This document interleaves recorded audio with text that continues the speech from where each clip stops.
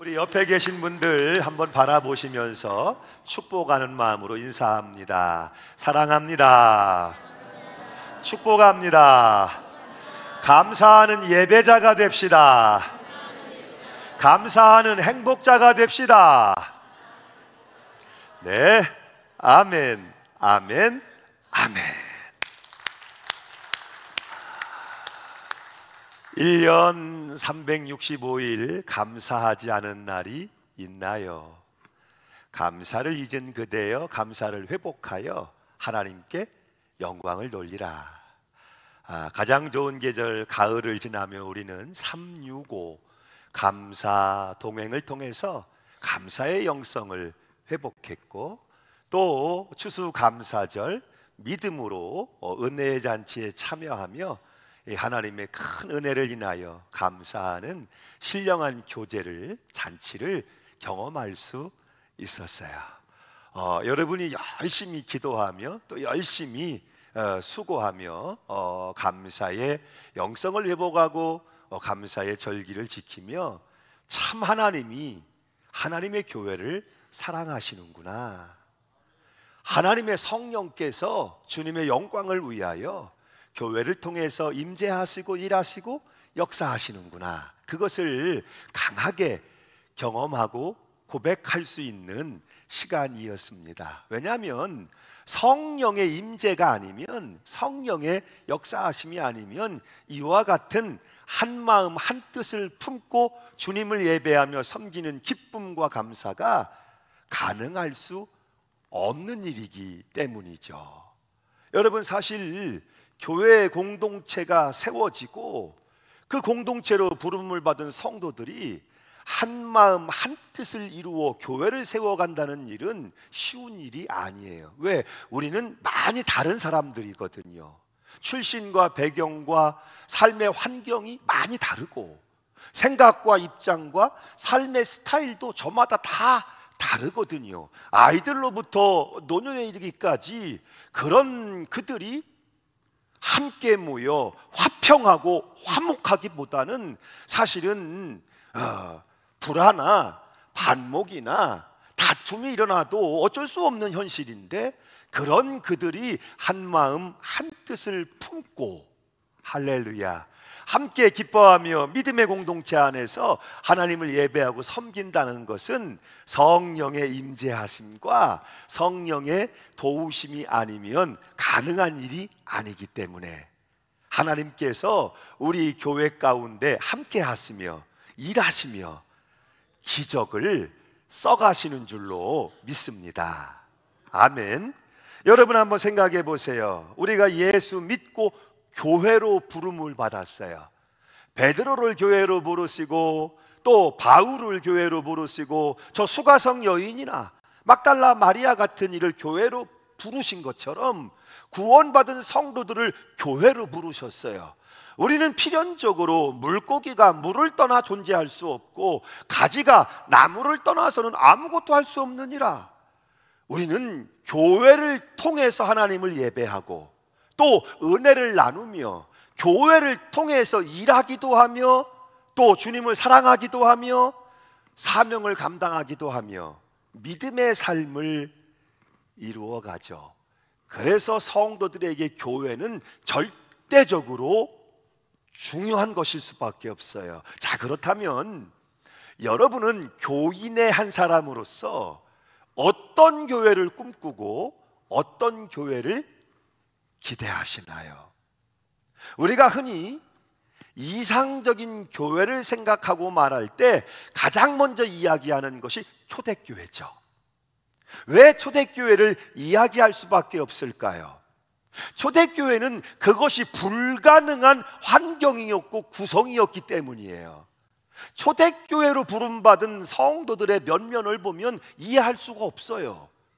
초대교회 공동체 교회 내부에는 유대인들이 있었고 헬라파 유대인들이 있었고 이방인들도 있었고, 그런가 하면 야만인들도 있었고 자유한 시민들도 있었고 상전들도 있었고 그들이 부리는 노비들, 종들도 있었고 남자, 여자, 아이, 어른, 신분이 엄격하게 차별되고 구별되던 그 시대에 그런 그들이 한 공동체로 모여 함께 공동체 생활을 이루어 간다는 것은 불가능을 넘어 애초부터 상상할 수 없는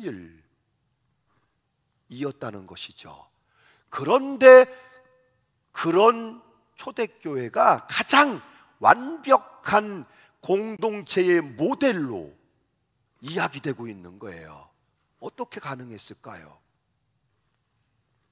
그들에게는 동일한 소망이 있었고 기준이 있었고 신앙의 목적이 있었기 때문이에요. 예수 그리스도.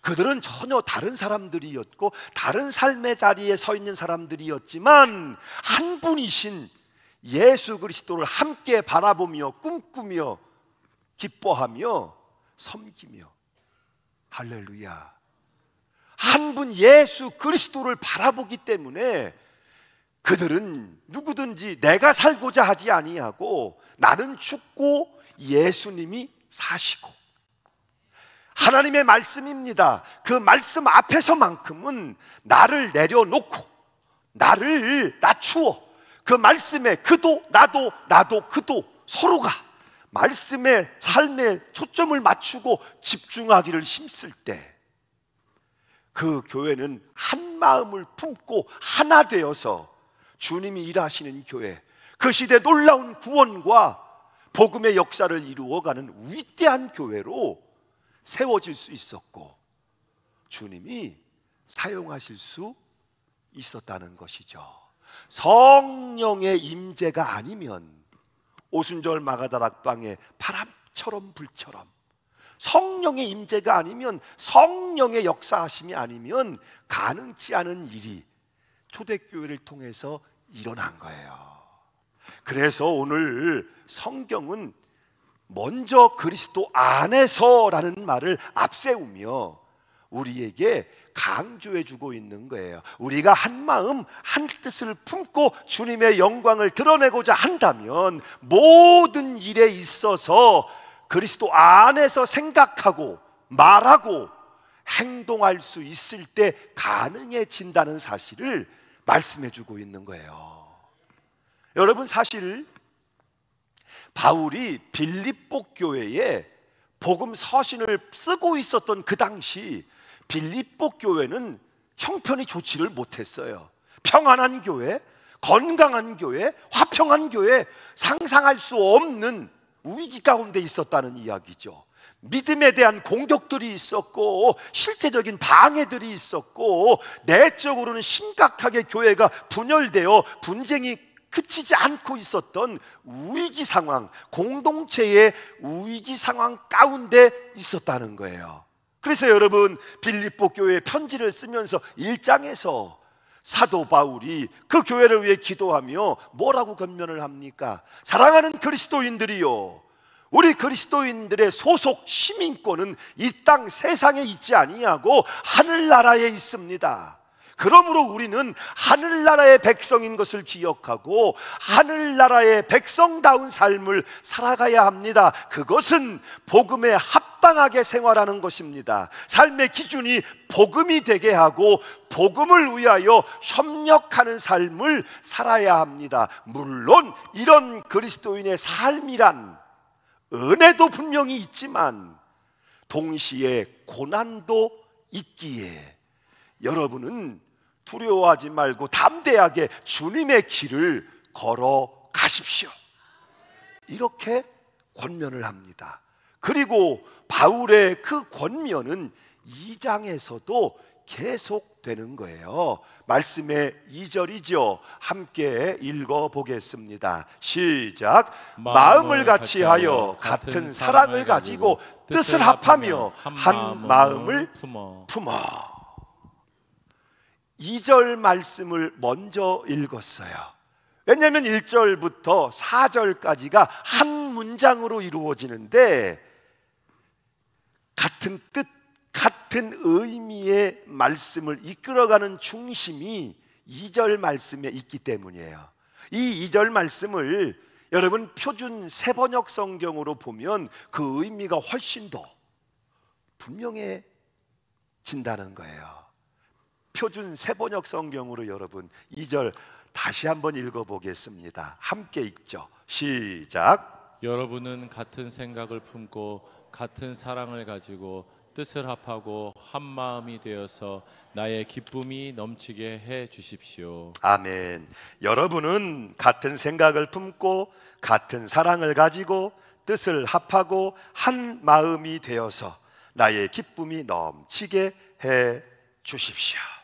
빌립보 교인들을 향하여 바울은 여러분이 한 마음이 되기를, 여러분이 한 마음이 되어 주십시오라고 간청하고 있어요.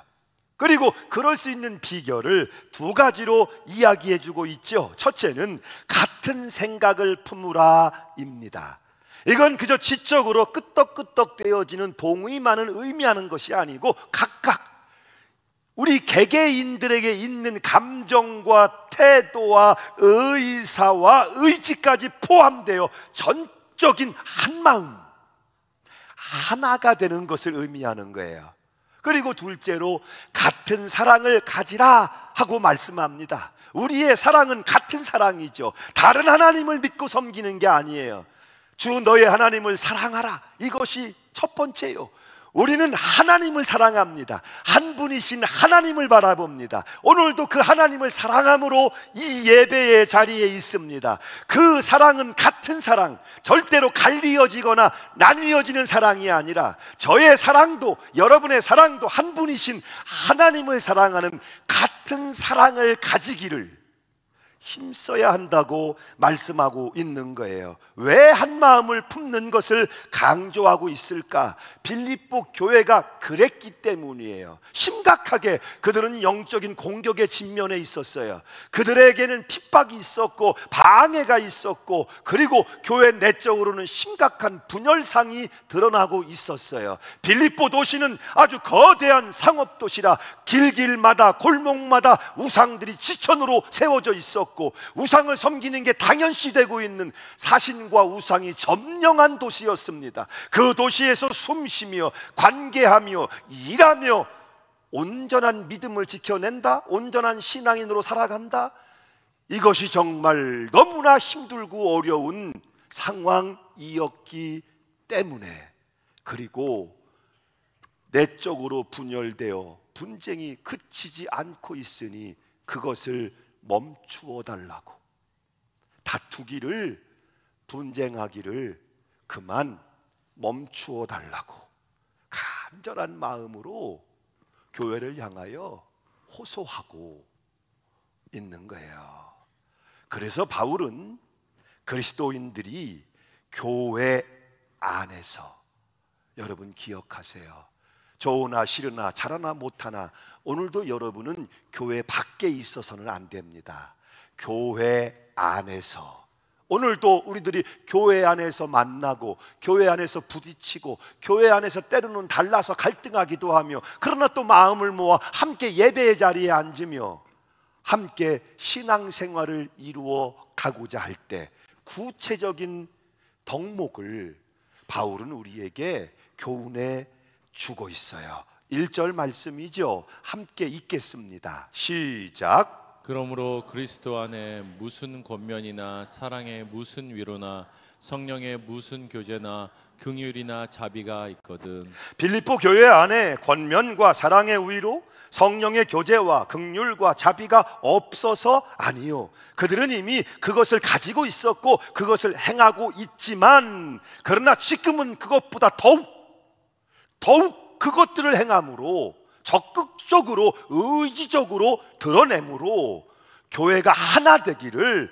힘써야 된다고, 그것이 설립자인 개척자인 바울의 기쁨이 되고 궁극적으로 교회의 주인 되시는 하나님의 기쁨이 된다고 말씀해 주고 있는 거예요. 첫째는 그리스도 안에서의 권면과 사랑의 위로입니다. 권면, 파라클레시스라는 말로 권고, 훈계, 설교, 위로, 우환, 그런 뜻을 가지고 있지요. 성령의 감동하심으로 주의 말씀이 전해지고 가르쳐지고, 성도들이 아멘 믿음으로 주의 말씀 앞에 서며 그 말씀을 받고 깨닫고, 그러면서 때로는 마음에 위로를 얻기도 하고 평안을 얻기도 하고 깨닫는 은혜와 지혜를 얻기도 하고, 나아가서 사랑의 위로가 서로가 서로를 대하여 나누어지는 것, 성령 안에서 성령의 도우심으로 이루어지는 것. 할렐루야. 중요한 것은 이미 우리는 그 사랑의 위로를 받은 자들이라는 사실이에요. 그리스도 안에서 우리는 이미 주님의 사랑과 위로를 충분하도록, 지금도 여러분 안에는 충분하도록 부어주고 계시며 우리는 받은 자들이라는 사실이에요. 그 사랑의 위로를 가지고 오늘도 그 사랑의 위로가 필요한 그 누군가에게, 내가 사랑의 위로를 선물할 수 있는 삶을 살아나갈 때, 그때 비로소 교회는 따뜻해지고 하나 되어가고 바울의 기쁨이 되고 궁극적으로 우리 하나님이 기뻐하시는 교회로 세워질 수 있다는 거예요. 지금은 교회의 지둥 같은 권사님으로 섬기시는 남자 성도님이에요. 이분이 교회에 처음 왔을 때 얼마나 눈물을 많이 쏟든지, 젊은 남자 집사님이었는데 눈물을 얼마나 쏟았는지 몰라요. 그런데 그가 이제 1년쯤 2년쯤 지나고 난 어느 날 그런 경험을 가졌다고 간증해 주었어요. 삶의 형편이 너무 어려워졌습니다. 삶의 형편이 위기 가운데 놓이고 너무 어려워지니까 신앙생활도 회의적으로 되고, 교회를 올라오지만 습관을 쫓아 교회를 올라오지만 걸음이 무겁기 한이 없었어요. 교회를 다닌다는 것이 내 삶에 어떤 의미가 있는 것인지 몸이 건조하기 짝이 없고, 그래서 어쩔 수 없이 오늘도 교회를 올라오기는 올라오지만 어떤 기쁨도 감격도 없었다는 것이죠. 그날도 그런 걸음으로 차를 세워놓고 예배당을 향해 들어서는데 문 앞에서 마주친, 전에는 크게 관계되지 않았던 원로 권사님이었어요. 원로 권사님 한 분이 안내를 서고 계셨는데, 원로 권사님이 들어오는 이 젊은 집사님을 보고는 그 손을 꼭 잡고 주의 이름으로 사랑하며 환영을 했던 거예요. 그런데 그 순간 왈칵 눈물이 터져 나왔습니다. 너무 힘들었기 때문일까요? 너무 회의적이었기 때문일까요? 혹은 너무 답답했기 때문일까요?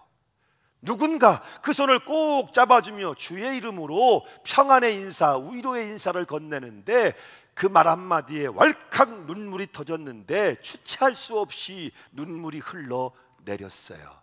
그는 그 경험을 잊을 수가 없다고, 자신의 신앙 인생이 그때 그 경험이 아니었다면 어찌 되었을지 모르겠다고, 너무 힘들고 어려울 때 원로 권사님의 붙잡아주는 그 손길 하나가, 건넸던 위로의 말씀 한마디가 그에겐 힘을 주었고 그의 마음을 감동했고 움직였던 거예요. 여러분, 우리가 세상을 살다 보면 진짜 힘들 때가 있죠. 모든 것들이, 모든 사람들이 나를 향하여 등 돌리고 외면하는 것 같은, 너무 힘들고 어렵다 못해 영적으로 외로움을 느낄 수밖에 없는 그와 같은 때, 누군가 나의 필요를 알고 그 필요를 돕는 이가 단 한 사람만 있어도 그는 삶의 힘과 용기를 얻게 될 거예요. 아니, 돕는 것을 떠나서 누군가 내 힘든 그 손을 꼭 잡아주는, 말없이 그 손을 꼭 잡아주는 한 사람만 있어도 그는 삶의 힘과 용기를 얻고 일어설 수 있을 거예요. 오늘 그리스도 예수 안에서 저와 여러분이 그 누군가에게 그런 사람이 되어줄 수 있다면, 위로와 용기를 전해줄 수 있는 그 손 꼭 잡아주는 사랑의 위로를 선물할 수 있다면 여러분 달라질 수 있지 않겠습니까? 둘째는 성령의 교제입니다.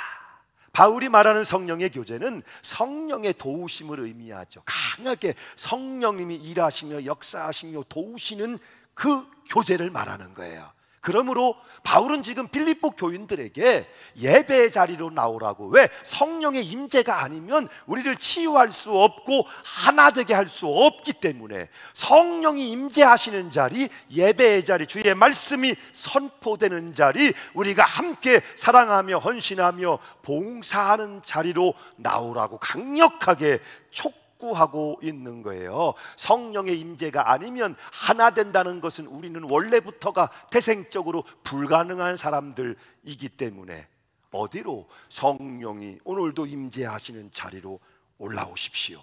나오십시오. 성령의 교제 안으로 들어오십시오 라고 권면하고 있는 것이죠. 그리고 셋째로 긍휼이나 자비입니다.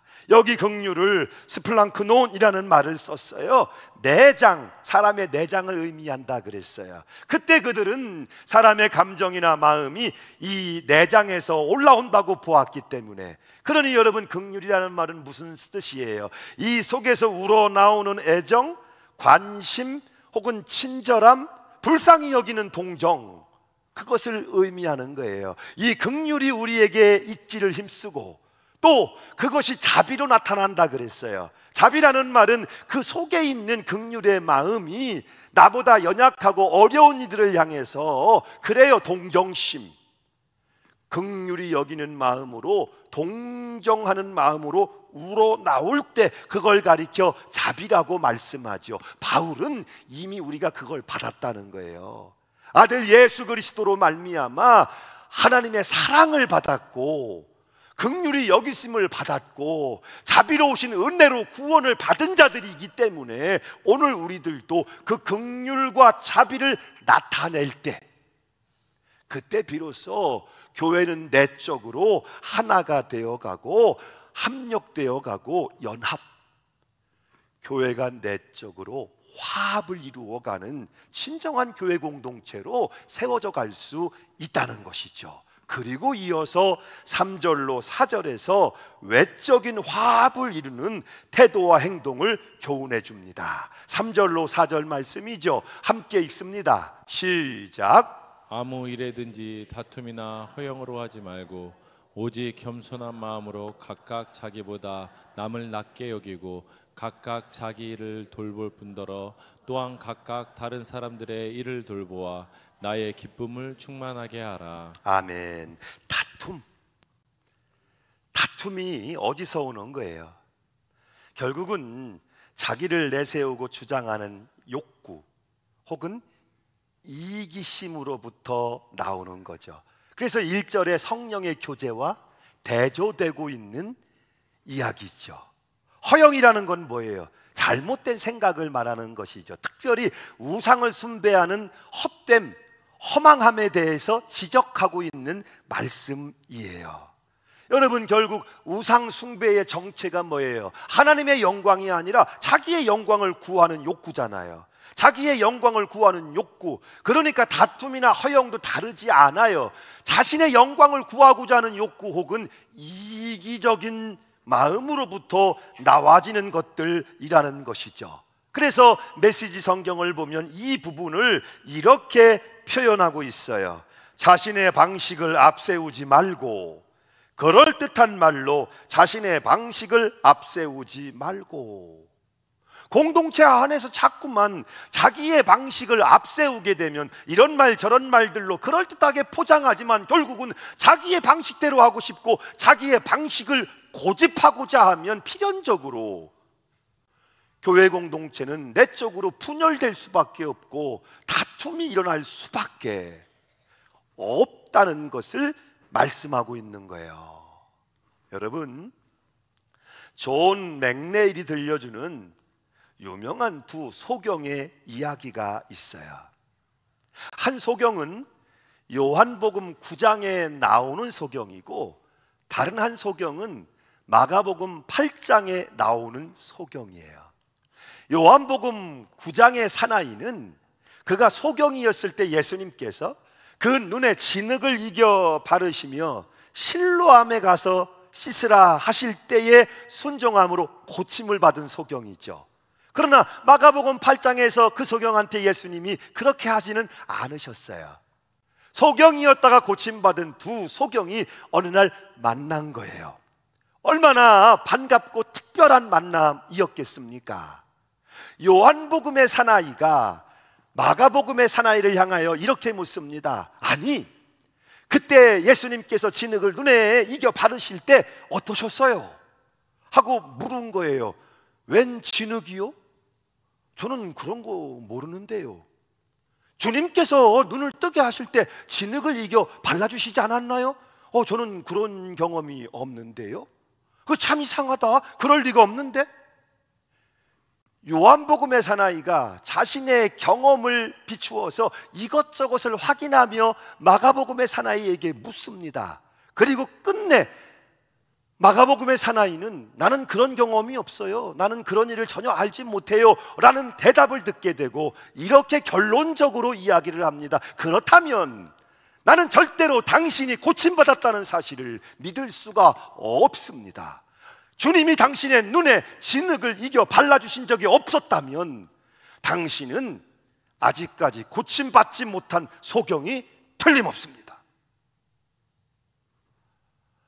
이때부터 교회는 두 파로 갈라져서 다투기를 시작했답니다. 한 파는 진흙파고 한 파는 비진흙파고. 이 이야기를 여러분 어떻게 들으세요? 내 경험으로 비추어 볼 때, 내 생각으로 판단해 볼 때 그렇게 하지 않으면 안 되는데, 그렇게 하지 않은 건 있을 수가 없는데, 나는 인정할 수 없는데, 그의 말, 그의 생각, 그의 태도 나는 존중할 수가 없는데. 안타깝게도 여러분, 실제로 교회 안에서는 이런 일들이 자주 일어나고 있다는 사실이에요. 왜? 하나님께서 우리를 구원하신 이유, 왜 우리를 구원하셨을까? 사명을 잊어버리고 나를 주장하려고, 나를 내세우려고 내 방식대로 고집하려고 하고 있기 때문에. 주님이 우리를 구원하셔서 교회로 부르셨어요. 이 교회로 여러분 한 분 한 분을 택하여 구원받은 성도로 부르셔서 주님이 영광을 받으시기 위하여.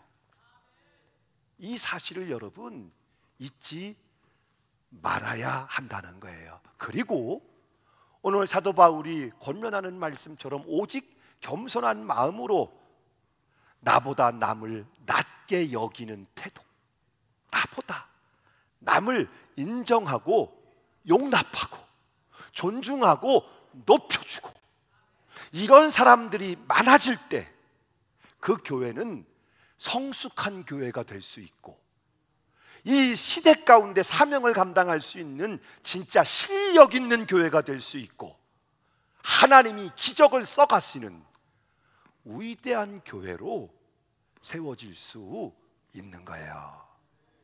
제가 우리 교회에 부임하면서 처음 드렸던 말씀의 한 자락을 기억하실지 모르겠어요. 교회는 세상과 대립하고 대적하려고 존재하는 것이 아니다. 승리를 이루기 위해 일사불란하게 움직일 군사를 훈련하는 곳이 아니다. 오히려 교회는 찬양대와 같다. 오늘도 우리 찬양대가 아름다운 합창을, 은혜로운 합창을 울려냈어요. 전혀 다른 사람들이죠. 그러나 주님의 부르심을 받은 사람들, 다른 모습, 다른 삶, 다른 목소리를 가지고 있지만 하나님이 지으신 노래, 생명의 노래, 구원의 노래, 평화의 노래를 연주에 맞추어 화음을 넣어가며 함께 울려내는 것, 그것이 바로 교회의 모습이라는 말씀을 드렸어요.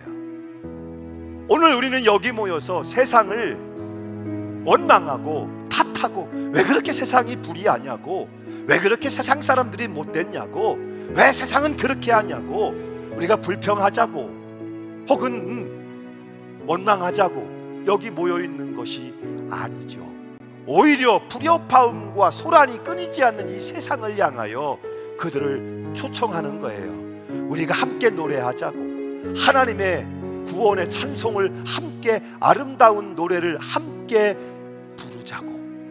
물론 처음부터 아름다운 찬양은 아닐지도 몰라요. 왜? 전혀 다른 사람들이 여기저기서 전혀 다른 모습으로, 목소리로 모였기 때문에. 그러나 그리스도 안에서 우리 주님이 지휘자가 되셔서 곡조를 배우게 하시고, 곡조를 타게 하시고, 화음도 이제 맞춰가게 하시고, 점점 더 아름다운 노래로, 합창으로 울려 나오도록. 어떤 이들은 처음부터 불협화음들이 일어나고, 어떤 이들은 의욕만 앞서고, 어떤 이들은 서로 상처를 긁어대고, 그래서 왜 모였는지 모르겠다고, 차라리 모이지 말고 조용히 있지, 왜 모여서 교회는 다투고 시끄럽게 하냐고. 여러분, 그런 회의들을 듣게 될지도 몰라요. 그러나 그리스도 안에서 주님이 주의자가 되셔서, 할렐루야, 우리 한 사람 한 사람이 주님의 곡조를 따라 화음을 넣기 시작하고, 연주에 맞추기 시작하고, 서로에게 서로의 목소리를 맞춰가기 시작하고, 그러므로 울려내는 아름다운 찬송이 오늘 불협화음으로 더 이상 소망이 없는 이 세상의 멸망을 막고 있는 것은 아니겠습니까? 그래서 교회는 하나님의 신비이고 하나님의 기적입니다. 그리스도 안에서 같은 생각을 품고 같은 사랑을 가지고, 오늘도 저와 여러분이 나보다 남을 낮게 여기며 존중하며 세워주기를 기뻐하며 겸손함으로 함께 하나 되어 나갈 때, 이 시대에 우리 교회는 여전히 하나님의 신비가 될 것이고 하나님의 기적을 써내려가게 될 줄로 믿습니다. 오늘 저와 여러분이 교회입니다. 이런 교회로 지어져가는 은혜가 저에게도 여러분에게도 있어지기를 간절히 축복합니다. 아멘.